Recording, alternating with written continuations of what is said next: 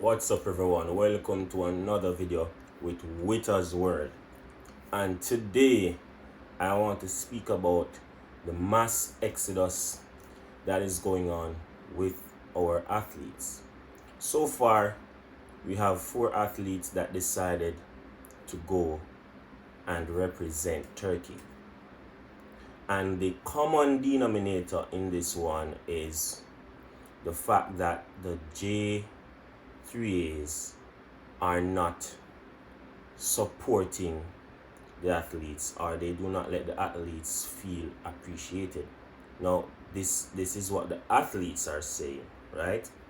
That the J3As does not care about them, and whenever they voice their concerns, they are ignored.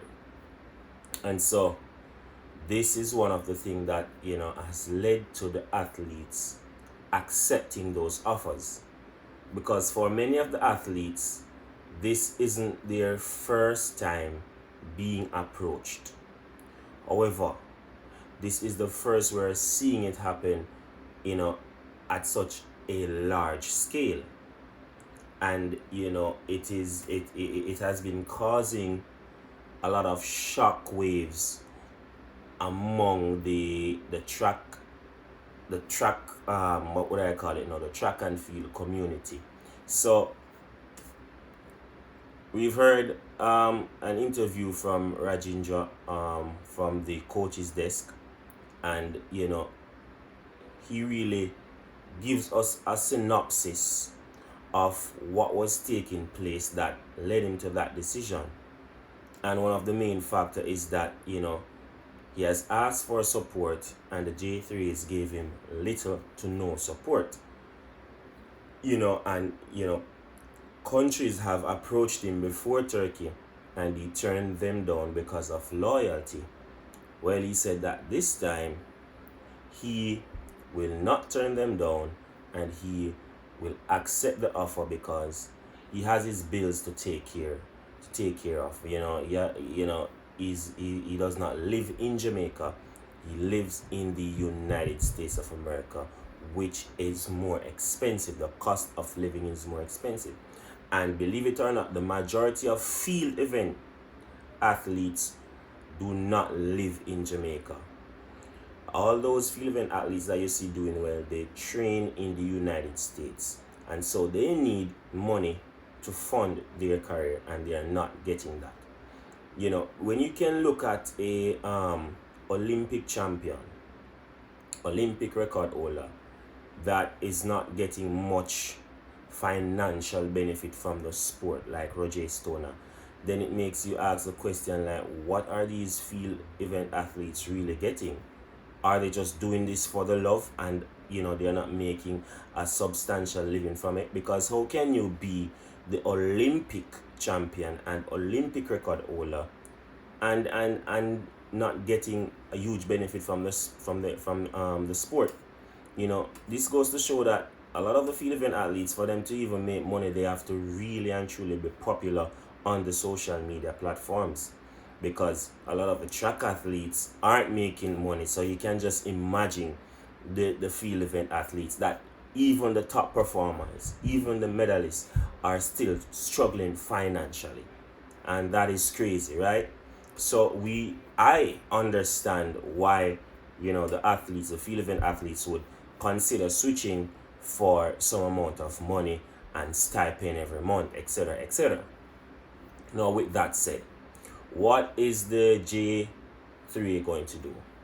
Well, they have not shown any accountability up to this point. The president came out speaking as if he's this super macho man, and he's angry, and he's gonna go to the World Athletics and voice his concern and get them to stop more athletes from switching allegiance, to put more barriers in play to limit.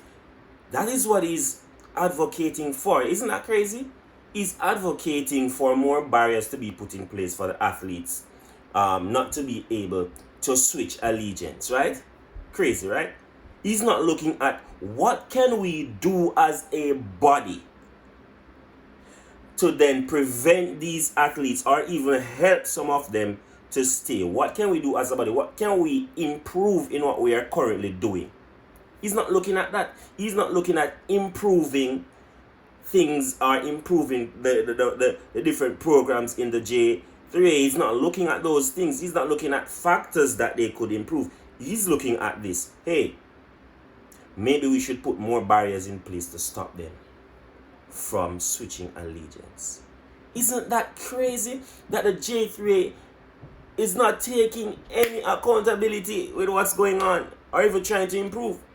To the point where now we have Babsy Green speaking about it in Parliament, saying, oh, we need to do better, yada, yada, yada. And, saying that, because Asafa came out and spoke, we should not take it lightly. And, they're going to try their best to do better and improve facilities and blah, blah, blah. Can you imagine Jamaica being a top track and field country with no good facility even for the athletes? No, they're just now thinking about doing those things because of what they're seeing. Right? Because of the things that they're seeing taking place right now. This is the time to start speak about improving things, improving the situation for the athletes. It's crazy. It's just mind-blowing that the J3A is still not taking any accountability. Not trying to say, okay, we need to improve this, improve that. I can go on and even talk about the Adidas and Puma deal. Why didn't they take the Adidas deal? Is it that the Puma deal is better? Because we hear that the athletes are saying that the Adidas deal was better, but it supports the athletes more. So is it that the Puma support the people that are volunteering their services in the J3s more and not the athletes? And because Adidas is more about the athletes, why? It's just crazy. There's a lot of things to be talked about. We're gonna continue watch and see what's going on, because believe it or not, this is going to be big news in the track and field for the rest of the year as it relates to Jamaica's track and field, and it's going to be talked about, and I will be following up on the news. Remember to like, share, comment, and subscribe. Peace.